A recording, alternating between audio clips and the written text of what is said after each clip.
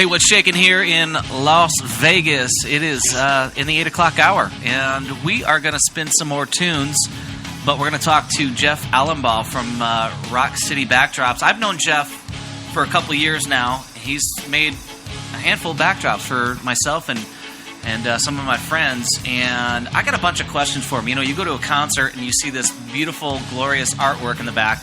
It's typically a computer image that some art guy made on his computer, and they put it on the album, and Jeff has to take that image and then translate that to a fabric, and he does all that by hand. Hey, Jeff, you there, buddy? Yeah, man. How's it going, Troy? Dude, thanks for coming on, man. I got to tell you, I've been to a million concerts, and if you don't mind cutting that air, it's nice and chilly here in Las Vegas, and I thought I'd never say that. You know, I've been to a bunch of concerts, and you know, I see these backdrops. You know, thank God that there's still people doing old school backdrops, because I just don't like the LED machines. I think they look great. Right. They certainly can add to your light show, but it's almost so distracting. It's like I want a warning that I might have an epileptic seizure by watching, right. You know, because they're over-programming to the music, and it's almost like the band is up there as a silhouette, and you're just watching a backdrop. And I want to see the band perform. And so anyway, how long have you been doing this? I mean, you're actually painting on fire-retardant material to make this legal, obviously. And tell me about this. They have to be, you know, fire certified. But yeah, I did my first one when I was 21. Way back in the day, I walked into a bar and, you know, seen a band. It's like, man, that'd be kind of cool to be doing stuff behind the bands. And that's where it started. You know, but back then there was no internet, so it was all footwork, which made it even harder. But nowadays with the internet, it's, you know, you can reach people all around the world. It's pretty cool. I definitely enjoy it. You know, I saw one of your recent pieces of work that actually had ripples in it, but it wasn't, the fabric's not rippled, the painting is rippled. So it's a three-dimensional painting, so to speak. Can you tell me about, so, you know, the process goes, you know, A, B, C, and D. So I call you up and I'm like, dude, I just had this graphics guy put together this crazy 20-color artwork, and I want it to sit behind my band at the Barn Grill down the street. I need a 7 or a 10 by 14, whatever. What's the process for you to translate from this digital image to something that you have to hand paint in your warehouse or your studio? Can you give me the ins and outs on that? For me, it's a lot easier because really all I need is just to see some clean artwork. It doesn't have to be a high resolution like what's required to print them. I just need to see some clean artwork, and I go from there. You know, depending on the artwork, you know, it kind of steers me on which process I need to do to reproduce that.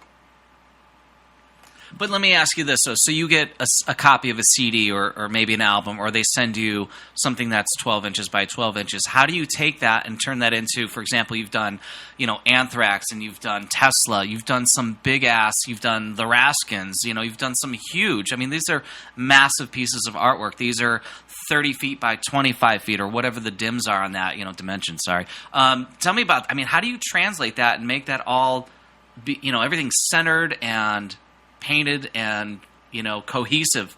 I think it's magic, Troy. I think it's magic. I think he's got a magic wand. You know, like I said, it all depends on the artwork. You know, I'm pretty protective of my trade secrets, so I don't want to put that out there too much. But well, great. That was Jeff from Rock City Backdrops. We're going to spin some more music. No, I'm sorry, man. I wanted to have your secrets, but if you can't give me your secrets, we're done. No, but I mean, you know, obviously, you know, there is a little bit of a process. If you can just kind of clue me into how do you take something that's so small and make it so big? And there's a sexual joke in there somewhere, but we're talking about Harvey Weinstein, and it's all weird, so maybe we shouldn't talk about, you know, that. Well, there's a lot of times where it needs to be projected up onto the backdrop, and you draw it out with a marker and then paint between the lines. Oh, gotcha. Okay. But there's a lot of other factors that work into that as far as all the color blends and the shading, and, you know, it's really hard to say an exact process because every piece of artwork is pretty much different, and the sizes vary.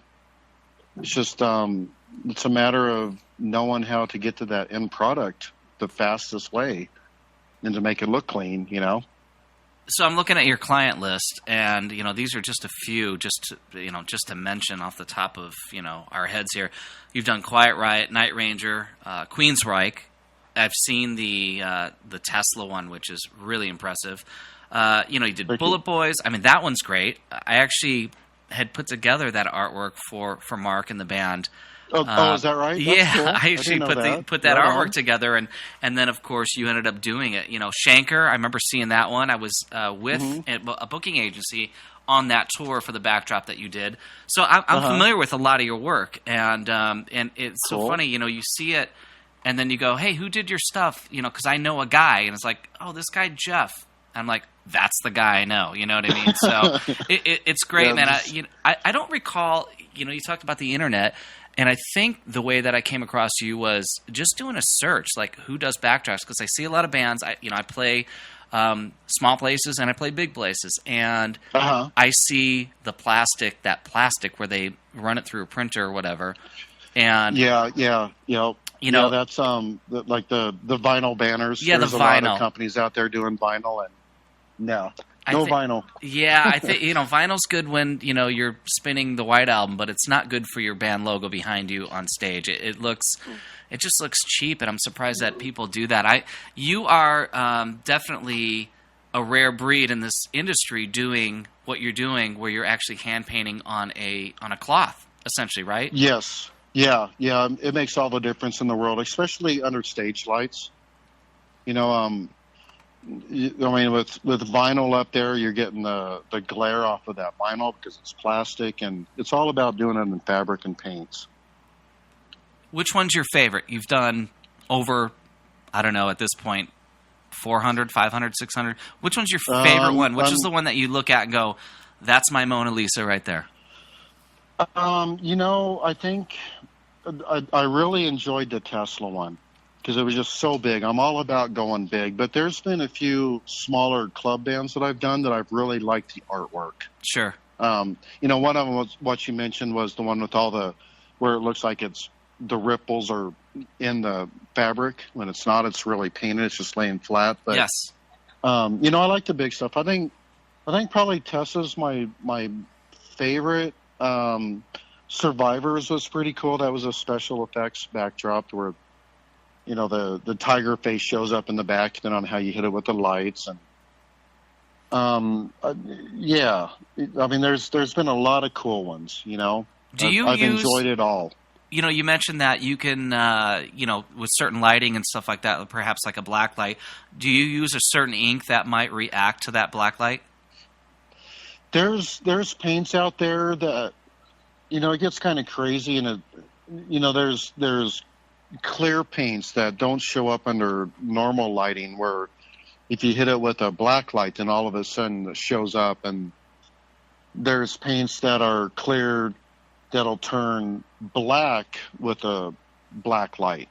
So you can coat over something that's one color with this special paint, hit it with a black light, and it just disappears. It goes away into the background. Wow. There's all kinds of stuff you can do. It's a lot of fun. It's a lot of fun. You can be really creative with some stuff. What's the turnaround time for you to do? I mean, obviously it varies based on the artwork and the size of the backdrop, but what's your turnaround time? Say somebody wants to do what's your standard size? I mean, do you do a lot of big arena size backdrops, or you find yourself doing clubs? Yeah. It's a mixture of both. I do a lot of arena stuff, and those get up to 40 feet by 60 feet, all the way down to 6 feet by 10 feet for some of the club bands. Sure. But I'm trained to do the big stuff. I learned that on billboards there in Vegas. That's where I got a lot of my training, was climbing up on billboards and painting them there on the strip, and it's amazing. So yeah, the bigger the better. I like the big stuff. Wow, right on. That's cool. So, how does one get into this industry offering to do backdrops? Back in the day when I was in my garage, we would take a white sheet, typically from the closet of sheets, and then my mom would be furious with me. We'd grab markers and we would write our, we were in the Kiss tribute band or whatever in my garage, annoying my neighbors. But how did that turn into you going, wow, I can do this? And then obviously you have to have the technique and the talent. I just like doing it because we always try to emulate our heroes. But how did this turn into a career for you? I've been an artist since I was born. I've got all my artwork since preschool. I kept everything because I knew I was going to be an artist, and I loved music. And it just kind of dawned on me. So you know what, man, combine the two. There seems to be a need for it, so I went for it. And I've paid my dues along the way. But I'm very blessed. I'm very thankful for everything that I've been able to do in the industry. Any crazy stories delivering the product, last minute, or you had to? I've talked to you in the past, and you've mentioned having to like hop on a red eye to get the drop to the gig. Tell me about your most crazy situation. Sometimes it gets pretty crazy, especially with the short notice stuff.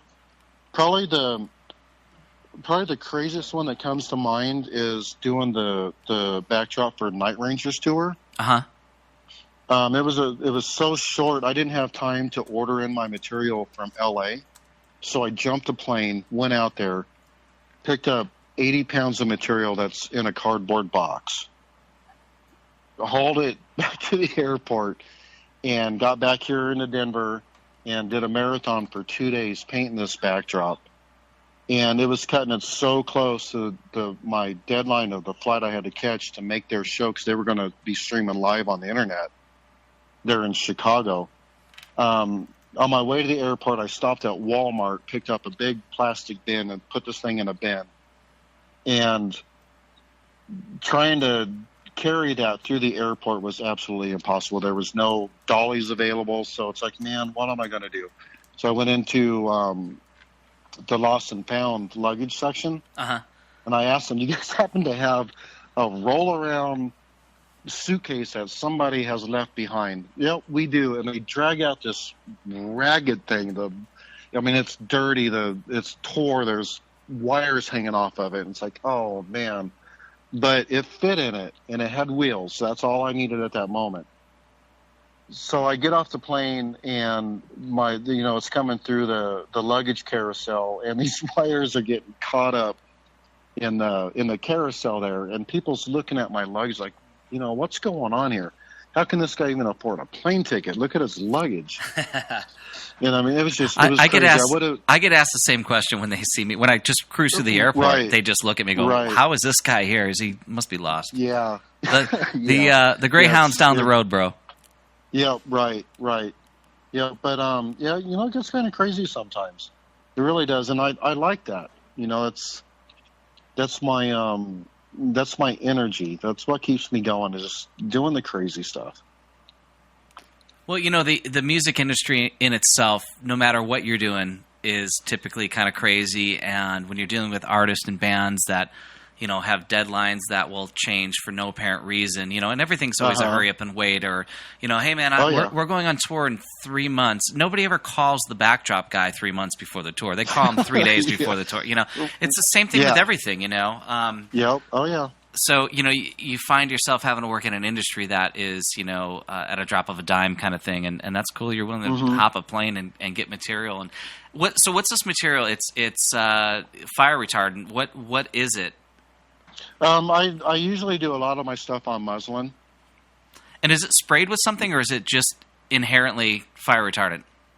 No, it's treated. It's pre-treated. And with the chemical to make it fire retardant. Gosh, and you probably can't get that at Michael's or anything, right? You have to. Oh no, it's definitely a special order stuff.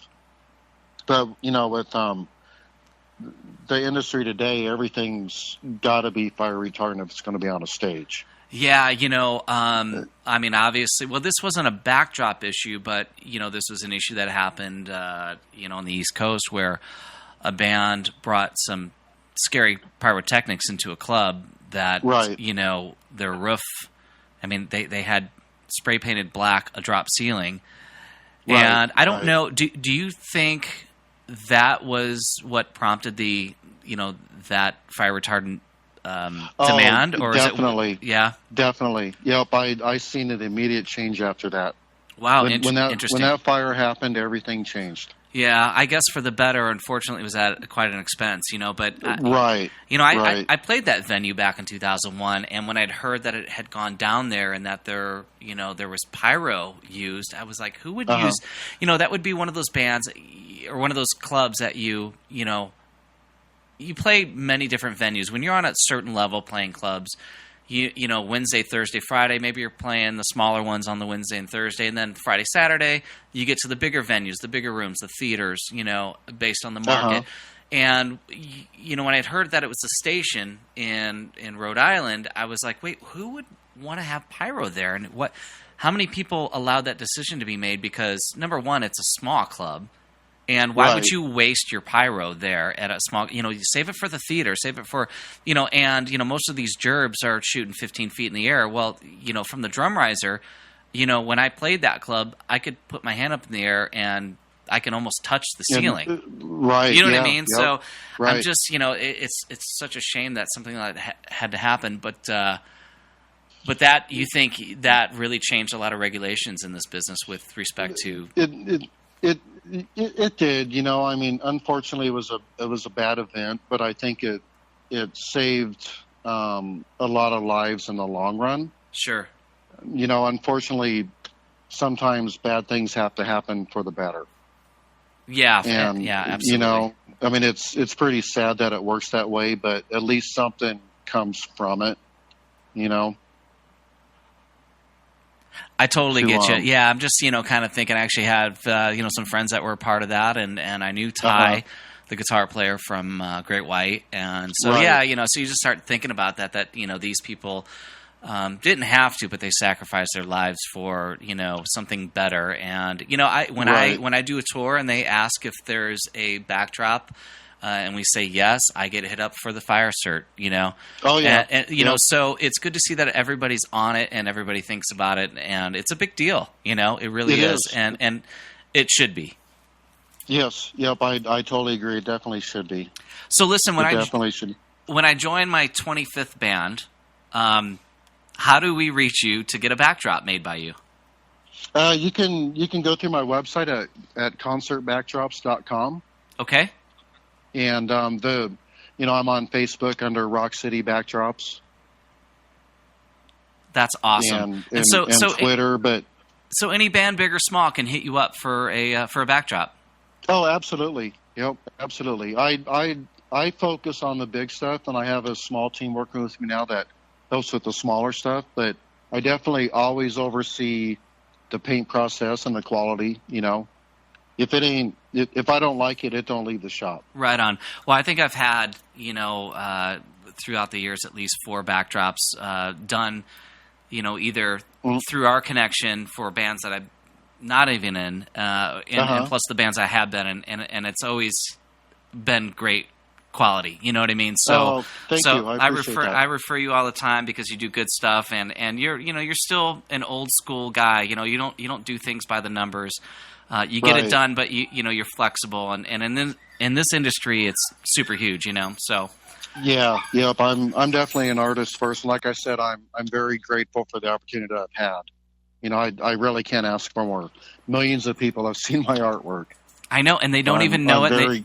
And they have no idea how it got done, and that's why I wanted to bring you on, because I think it's a really cool thing you're doing. But hey, listen, we're going to spin some more tracks. That was Jeff Allenbaugh from Rock City Backdrops. And, thanks for coming on, man. And I can't wait to hit you up again for another backdrop. Okay, cool, man. Thanks for having me. It was my pleasure, for sure.